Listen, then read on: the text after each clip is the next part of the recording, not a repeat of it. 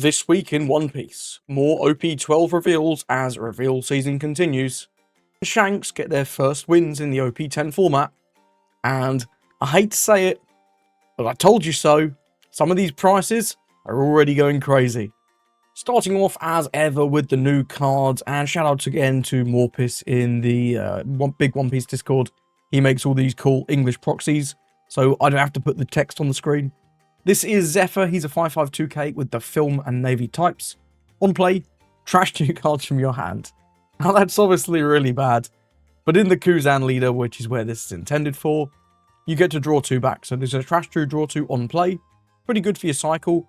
Very similar to a card like Khalifa. And then activate main, you can trash this character to bounce a 5. That's pretty cool. Not only can you use it to get a little bit of removal on your opponent's board, as well as, of course, that cycle. You can also bounce your own character if you're really digging for a specific card, and you want to bounce your Tashigi Searcher, so you can dig another 5 cards into your deck. Maybe you could do that. Either way, I think this is likely to see play as a 2k in Kuzan. Nothing too crazy, but not a bad little card. Next up, we've got I Will Make Whitebeard the King. This is a 9-cost event with the Whitebeard Pirates types. Activate main, if your leader has Whitebeard Pirates in its types, reveal the top card of your deck. If it's a character with a cost of 9 or lower with Whitebeard Pirates in its types, you may play it. If you played it, it gains Rush this turn. So this is like a side grade on the 9-cost Sanji. You don't get the extra body, but you do get to give something Rush, which is kind of cool, I guess. Also has Trigger with draw a card, which is incredibly important, because getting this out of life towards the end of the game would be horrific without that. Obviously, you're going to want to get as much value as possible, and whilst there are a few 7-cost and 6-cost Whitebeard Pirates characters, you're better off just playing those. So I think the only real meaningful targets for this are the 2 9-cost Newgates.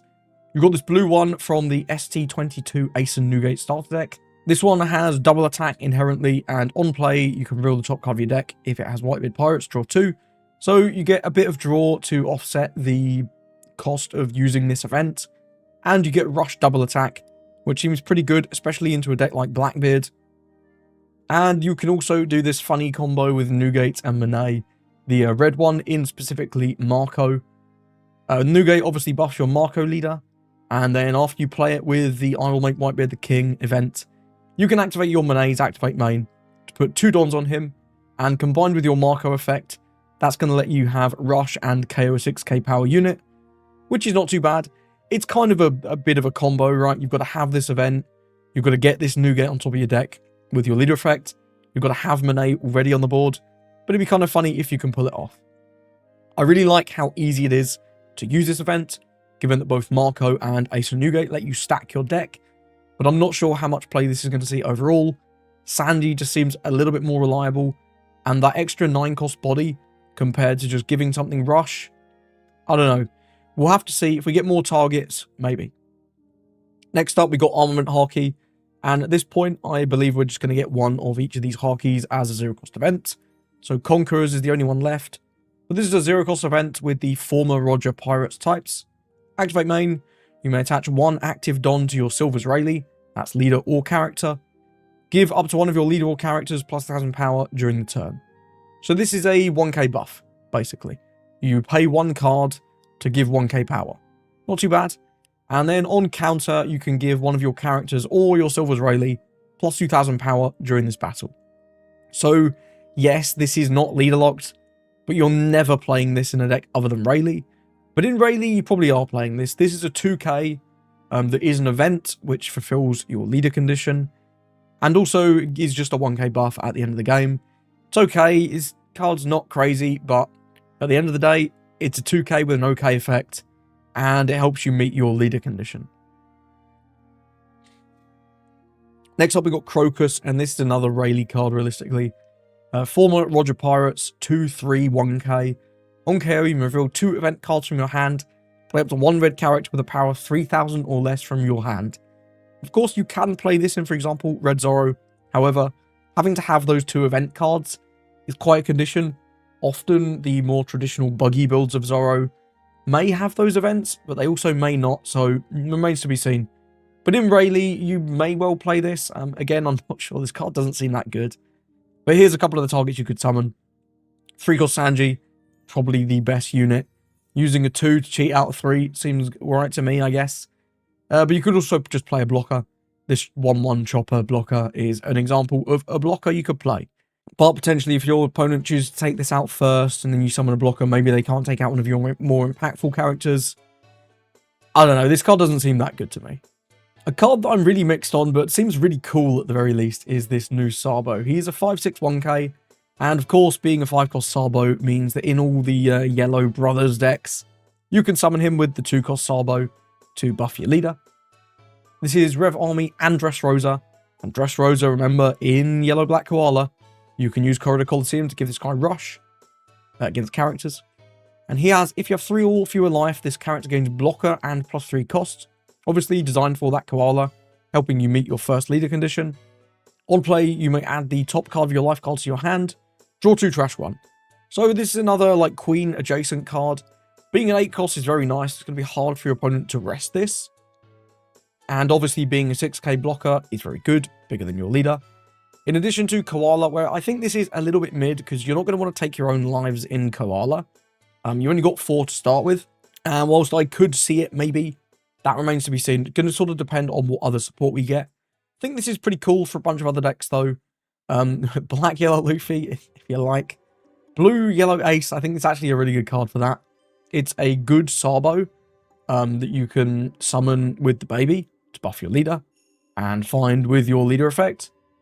And also, just the fact that it takes that life, if you use your leader effect, put something there, maybe a Satori, for example, and then you play the Sabo from hand, you can just draw the Satori, draw 2, trash 1, so it's effectively a draw 3, trash 1, and a blocker, and it's got 8 cost.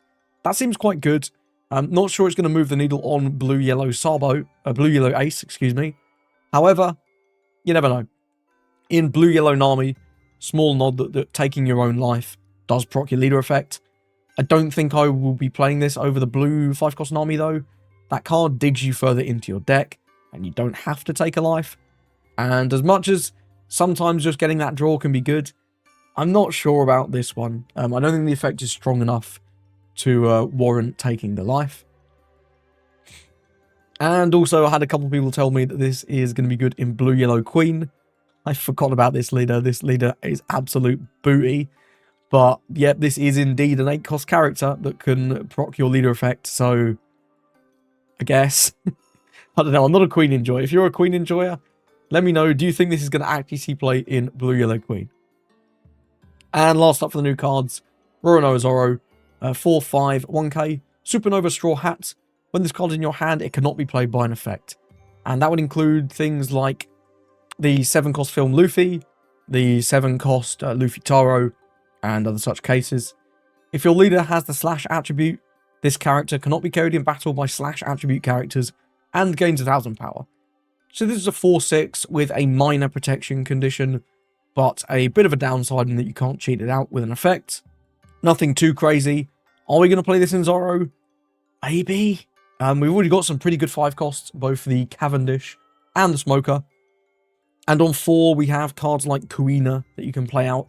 So, not sure, but for just a common, this is not a bad little card. You could definitely consider playing a couple of these, or even a full playset in Zoro to help with your aggression. Being 6k in your opponent's turn as well is actually quite nice. And you never know, this slash immunity could come up, especially in a mirror match, I guess, right? Because if you're just playing all slash characters, this could just win a Zoro mirror. That's off the dome. Let me know what you think about that. In terms of the news, EBO2 has got a full set list now in English. I'm probably going to do a short video going over that set list with the context of the ban list. If you want to see that, let me know. That'll be coming some point this week. We also got a few new cards out of Japan. These are some of their new battle prize cards that they're getting. Yasop and Ben Beckman. Man, I love these cards. These arts look pretty clean as well. I think I actually prefer the alt art of the Ben Beckman from the set. But this Yasop looks insane, man. I really want one of these. But I know I'm not going to get one. I have no delusions about my abilities. But yeah, these look sick. And we also have some new sleeves that are releasing in Japan at the end of May. Got these Dressrosa, Rebecca, and Dofi themed ones. Got the Kuzan, the Zoro, the Rosie, and also the Boa. Let me know which one is your favourite. Mine's probably either the Rebecca or the Kuzan. In terms of the results, we had quite a lot of events this past weekend, so I don't have any community tournaments. This was the first one. This was TAC Games Perth Regionals, and we had a top 16 with 4 Dofi, 3 Shanks, 3 Teach, 1 Usopp, 1 red-purple Luffy, which is pretty cool to see, 1 Reiju, 1 Bonney, 1 Lim, and 1 Zoro. A lot of different variety from some of the Roger decks in this event. And it was taken down by Duval So with their build of Shanks. This is a pretty straw hat focused build, opting for one of the Mole Gun, lots of Sanjis and Luffys, and a full playset of the Red Hawk. Nothing too crazy. Fairly standard build at this point, if you're opting for this kind of searcher list build. But congratulations to Duval So for their win, and pretty cool to see Shanks finally getting his first dub. Next up, we had the Carter Magica Montreal Regionals, and I do have all the data for this one. This was a top 16. We had 4 Shanks, 3 Dofi, 2 Teach, 2 Usopp, 1 Gecko Moria. Make sure you check out Eggman's Events, his website, if you want to check out the Moria list. This was a really spicy deck list. Massive fan of Moria myself, so congratulations to that player for the Moria. And shout out to Eggman for the graphics. Check out his website if you want to see any of the deck lists. 1 Purple Black Luffy. Again, what is going on at this regional? We had some wacky tops in this one, I'll tell you that for free. In addition to that, we had 1 Lucci, 1 Betty, and 1 Boa. So some really wacky decks making the top of this one. I'm all here for it. Love to see rogue decks performing. In terms of the conversion rates, the expected conversion rate was 3.1%. And most of the topping decks did manage to exceed that. Shanks, 3.8, slightly above average. But when you're the biggest deck by a lot, anything above average is pretty impressive. Dofi, about double. Had a really good showing this weekend in Montreal. Teach, about what was expected. Usopp tripling it, although it must be said there's only 2 Usopps, so this data is not too crazy. When there's top 32, it's much better. Moria, Purple Black Luffy, Lucci, Betty, and Boa all on less than 20 players, which means at least a 5% conversion rate. I don't know how high this was. For Moria and Luffy, though, I'm guessing that was pretty fucking high. Notable 0%, 64 Pluffies. There were 64 Pluffies, and none of them made top cut. I do think Pluffy, whilst clearly a powerful deck, is a little luck reliant. If you don't get to go first, it feels quite rough. And when you don't see your curve, it kind of blows chunks. But really popular deck. Second most played deck at this event, actually, just behind Shanks. But C0, kind of crazy. Lim, Bonney, and Zoro also having no tops, but only just over 20 players, so only just making this cut. And this event was taken down by 7-7 with Doflamingo. 3 Trafalgar Law 1 costs is pretty spicy in this list. We are seeing the rise of the cheap blocker already. Man, this is a really cool meta. There's so much going on. So much versatility in the leaders that you can play. It's a really good time to be a One Piece card game player. Next up, we had Sang Sang Events Monterey Regionals. We only have a top 8 for this one. This was a little bit of a smaller event. However, the top 8 was 3 Teach, 2 Pluffy, 1 Shanks, 1 RP Luffy, and 1 Lucci. Nothing too crazy. Doflamingo notably absent. But again, this is only a top 8. And this was taken down by Andres G. Morales Sepulveda with his build of Shanks. This is a pretty interesting one, opting for full playset of the Marco with barely any events, and 3 of the Building Snake. Pretty weird. I'm not a huge fan of the Marco with no events, but clearly worked out for Andres, so congratulations to him. Other than that, we're seeing a lot of the same cards. This Sanji has proven itself to be a mainstay of Shanks, and the Lucky Roo, now that Doflamingo is absolutely everywhere, is... people are seeing how insane this card is. This card is bananas. Next up, we got the Sao Paulo Regionals, and we had a top 16 for this one. 5 Teach, which is pretty crazy. Lots of Teach in this one. 3 Shanks, 3 Dofi, 2 Lucci, 1 Pluffy, 1 Bonney, and 1 RG Smoker. And this one was taken down by Tomoyoyo with Blackbeard. Again, this is a fairly standard Blackbeard build. We are seeing these Blackbeard builds sort of coalesce into what people want to play. Tomo was opting for a full playset of the I bid 500 million, which funny trigger, and also got 2 of the Dot Q and 2 of the Van Auger, so a bit of both. Only 2 Lafitte. I find it crazy how this Lafitte is seeing people cut it down from 4 to 3 and now 3 to 2. Hey, if it's working, it's working. Now, I hate to be that guy, but I told you so. So, if earlier this week I put out a video on cards you should consider buying for EBO2. So, what we're going to do here is I'm going to go over each of the cards that I suggested buying for EBO2. I'll tell you the price that the TCG player market price was in my previous video. And we'll have a look and see if they've gone up or see if they've gone down. So, first up we have Thunder Bagua. In my video, the TCG market player price was $1.78, and now the market price is $2.11. So not the craziest increase, around 40 cents, but still an increase nonetheless. And as you can see on the chart, it has indeed gone up in the last week. Will it continue to? I do think so. I think this will reach at least $3. So if you're planning on playing Green Purple Luffy, grab these now. There has been a fair few selling every week. Next up is Chopper. In my video, the TCG player market price was 86 cents. Now, $1.27. This chart kind of speaks for itself. This has gone up 50% in just the last week. So I hope you got them when I gave you the advice. If not, enjoy paying an extra $2 for your playsets. In my video, Sanji, I highlighted at $8.46. Now, the market price is $9.21. And these are selling fast. Look. This was a very low sales, slowly creeping down. The last week or so, 23 sold, more than any previous day in a long time, and it shot up by just under $1.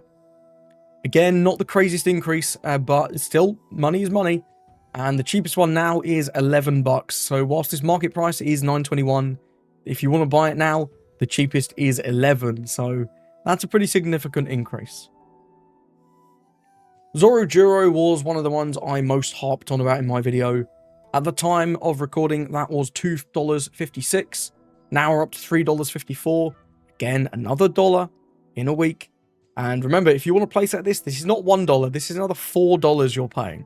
In addition to potentially finding it harder to get from one seller.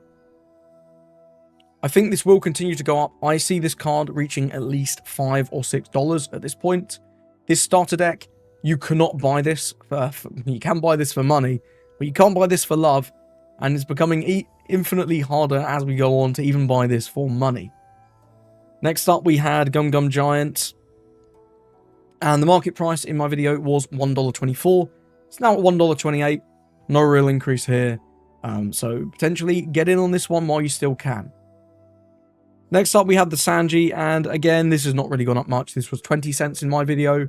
It's now at 30. It's not too crazy, right? 10 cents increase, not a lot, but it is 50%, so, you know. Next up, we had Electrical Luna. This has not increased at all. It was 66 cents, now it's 68. Although we are seeing it slowly, on average, over time, starting to creep up. And sales volume is fairly high, in the hundreds. So, could be a good time to buy before it does go up any further. Demonic Sword Ashura is actually the first one that's gone down. This was 23 cents, now it's 18. These are very, very small amounts of money, and nobody's really buying this, but small nod that I was slightly wrong so far on this one, although I think long term this will go up at least by 10 or 20 cents. Blackbeard's another one, he's barely changed. He was $1.17, now he's $1.12. 5 cent drop off, really nothing to write home about. Kuzan's actually dropped quite significantly, and I'm not going to lie, I don't really understand why. This was at $1.42, now it's at 98 cents. This is still like over $2 in the EU. I have no idea why this is under $1 in America. That's really crazy to me. If you don't have your playset of Kuzan, man, I'd get this one now. But yeah, I did miss a little bit on this one, I guess.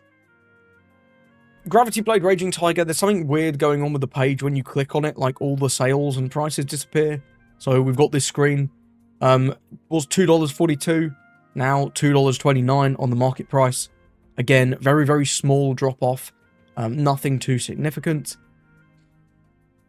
7 Costo Flamingo has gone up a little bit. The market price was $3.92. It's now $4.32.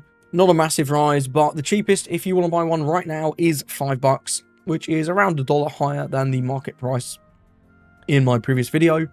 So definitely is on his way up. I mean, you can see that quite clearly, but may well have reached around the peak for now. If it rises again in EBO2, we'll just have to see. This Kuzon's gone out a little bit. It was at 91 cents in my video. Now it's at $1.30, although there are still a few under that price, so I don't think anything too significant on this one. Ben Beckman was 266, now 257. Again, a lot of these are not very significant. It's mainly some of the green, purple, Luffy ones at the start of this video that have risen by significant amounts. And last up, we got Eustace Captain Kidd. This was at $4.17. Now it's at $4.32. Again, nothing too crazy. A little 15-cent increase is not the biggest deal in the world. The main ones that really did go up were this Zoro, the Tony Chopper, the Sanji, and the Bagua. The 4 I put first in my video, with smaller increases for some of the other green, purple Luffy cards, and the other ones not changing that much across the board. I do think people are finally getting ready for green, purple Luffy.